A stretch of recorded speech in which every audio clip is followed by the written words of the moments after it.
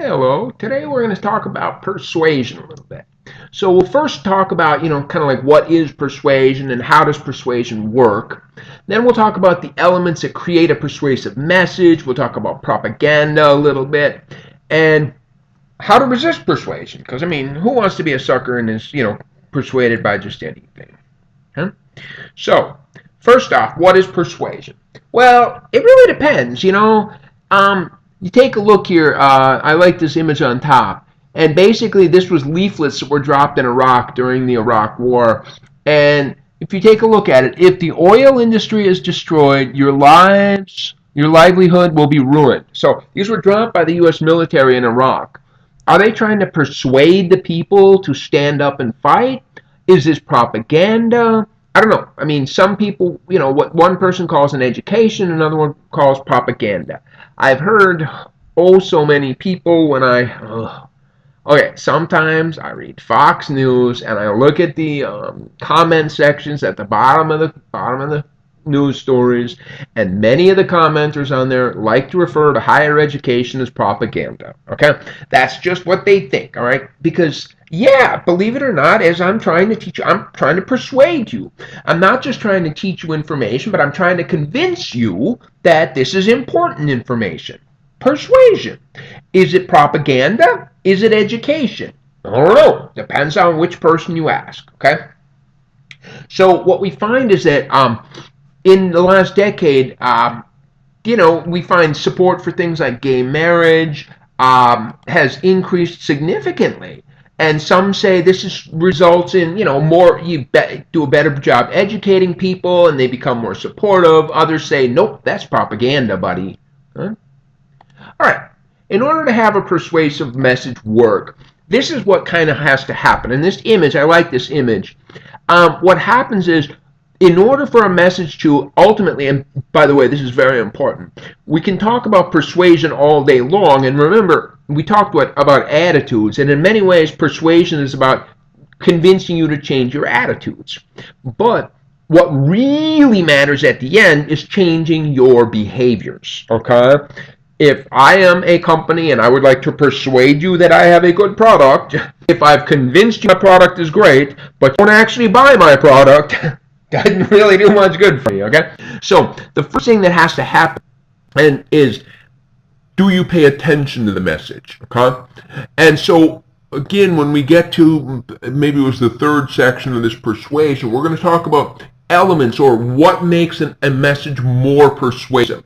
So we'll talk, what are the factors that would make somebody pay attention more? Do people comprehend it? And again, one of the most important things about persuasion, and by the way, a very close field here is marketing, okay? And in marketing, one of the key elements to marketing is know your audience, okay? And persuasion, know your audience. So an argument that would work to be persuading one audience might not work with another. What one audience might comprehend, another one won't. So you need to get people to pay attention, you need to get them to be able to comprehend it, but you also need to make them believe it. Okay, they have to believe you. All right, trust me, I'm a doctor. Did it work? All right, we got to get you to remember it. Okay, trust me, I'm a doctor. That little jingle, you remember it now? You trust me because I'm a doctor, you remember because it's a jingle. Maybe, I don't know. So, will you change your behavior as a result is the end. Okay.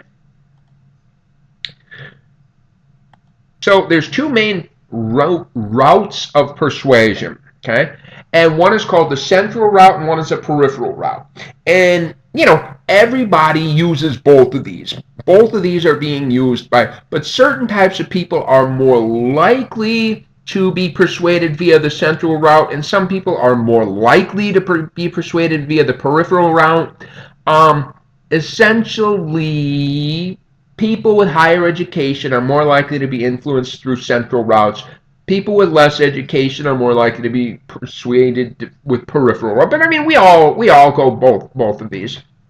And so the central route of persuasion is really deep thinking, persuading your audience based on something like, we put our thoughts into it. The logical thing is what the advantages are, what the disadvantages are, the reason this would be better, the reason that the peripheral route of persuasion is, oh, I don't know, Donald Trump calling, what was it, Sacagawea for Senator Elizabeth Warren, and now all of a sudden people are persuaded she's a bad person. Well, that's the ultimate in peripheral route.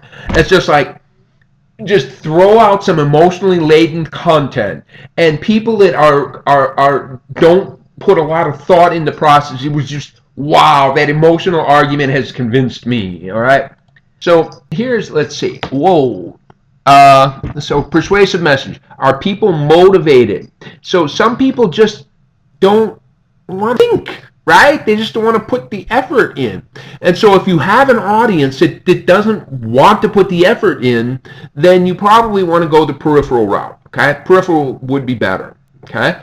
If you have an audience that is in fact going to put the effort into processing the message, you should go the central route, all right?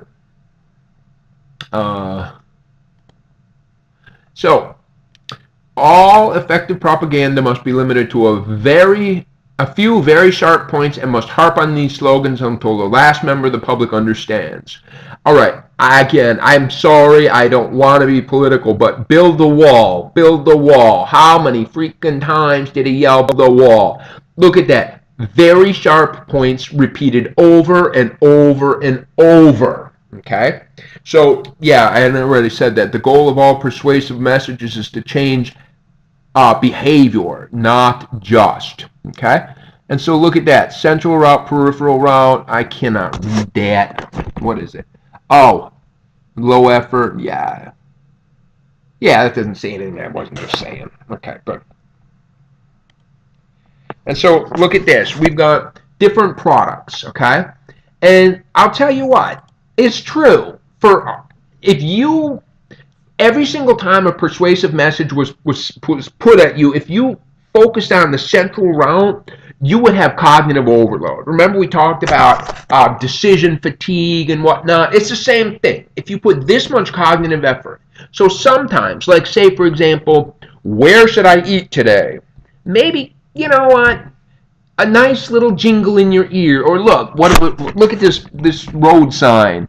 We serve children. I think that's what it said. Remember? Like that? I mean, we serve children. Fine, great. You want to be persuaded by a cute message. Perfect.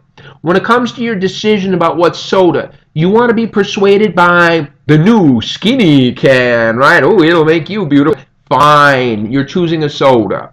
But look at the one on the left. This is a cluster. I don't even know what the hell it is, but I'll bet you it's really expensive. That's like a $10,000, $20,000 piece of equipment.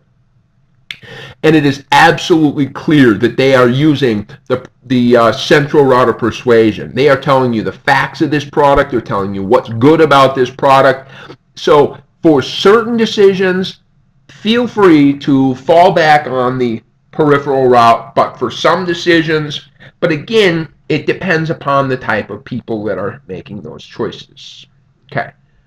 Central, okay. Yeah, and this just breaks it all down. But the central route of persuasion, see, not only do you need to present logical arguments, it's going to happen when, as I said, when message is personally relevant, people are high in need for cognition. That's actually a personality trait. If people are in a mildly negative mood, interesting. But what are the effects? And this is important. The important part is that if you are persuaded via the central route, it will have a long effect on your behaviors, okay? But if you're persuaded via the peripheral route, any behavioral change that occurs may be temporary, maybe because all of a sudden, just like we had said earlier, those attitudes that you have put a lot of thought into and made your own are the ones that are most likely to predict behavior. We talked about that in the attitudes chapter, right? If you have an attitude and you have not owned it, if you have not put the work into it, it will probably not predict behavior. And it's the same way here. If there is attitude, if you've been persuaded via the central route, then you will probably have a new attitude that will reflect behavior, and if you have been persuaded via the peripheral route, you will probably have new attitudes that are not predictive of your behaviors. Okay, so that's what we have to kind of get a first glance on how persuasion works. Okay.